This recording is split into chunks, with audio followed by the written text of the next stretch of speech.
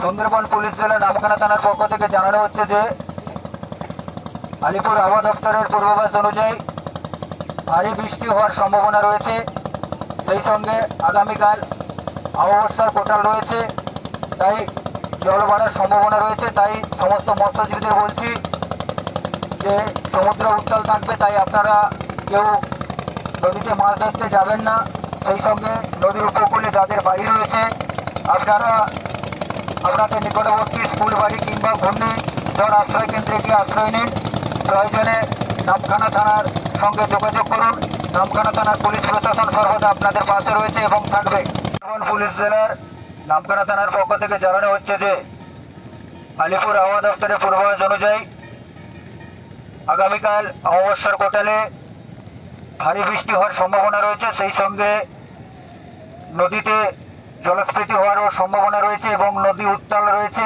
তাই সমস্ত মৎস্যজীবীদের বলা হচ্ছে আপনারা কেউ নদীতে যাবেন না মাছ ধরতে, এবং নদীর উপকূলে যাদের বাড়ি রয়েছে আপনারা আপনাদের প্রয়োজনীয় স্কুল বাড়ি কিংবা ঘূর্ণিঝড় আশ্রয় কেন্দ্রে গিয়ে আশ্রয় নিন।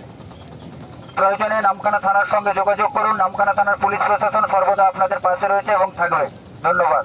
ঘোষণাটি করা হচ্ছে সুন্দরবন জেলা পুলিশের নামখানা থানার পক্ষ থেকে। আমরা আগামীকালের যে কোটাল, অর্থাৎ সেই কোটালের আগাম সতর্কতা বার্তা হিসাবে আমরা এই নদীর তীরবর্তী নদীবাদের তীরবর্তী মানুষদের উদ্দেশ্যে বলবো আপনারা আপনাদের নিরাপদ স্থানে থাকবেন। আর এই যে বাঁধের জন্য যে মেরামতির কাজ আমরা শুরু করব তা অল্প সময়ের মধ্যে শুরু হবে। আপনারা সহযোগিতা করবেন যাতে আমরা আগামীকালের যে কোটাল, সেই কোটালে আমরা সবাই মিলে প্রতিরোধ করতে পারি। এবং আমরা প্রত্যেককে বলবো যে আপনারা আপনাদের জিনিসপত্র নিয়ে নিরাপদ জায়গায় থাকবেন। ঘোষণাটি করা হচ্ছে সুন্দরবন জেলা পুলিশের নামখানা থানার পক্ষ থেকে। নামখানা থানা সর্বদা আপনাদের পাশে আছে, পাশে থাকবে। ধন্যবাদ।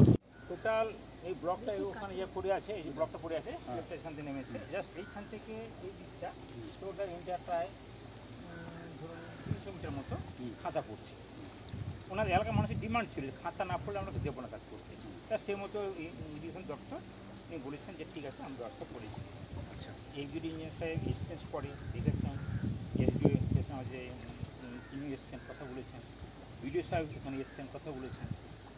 পরে সিদ্ধান্ত নেওয়ার পরে একটা জায়গা সিদ্ধান্ত হচ্ছে এই জায়গাটাকে খাঁচা ফেলা হবে এবং এখানে একটা বাঁধ থেকে শিফট করে করা।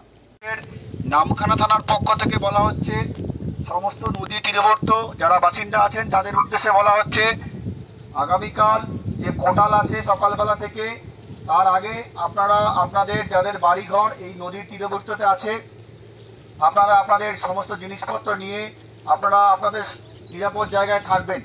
আমরা প্রশাসনের পক্ষ থেকে এবং ইরিগেশন ডিপার্টমেন্টের সঙ্গে কথা বলে আমরা এই বাঁধের আমরা মেরামতির কাজ শুরু করব আজকে, এবং লোক এসে গেছেন, কাজ হবে।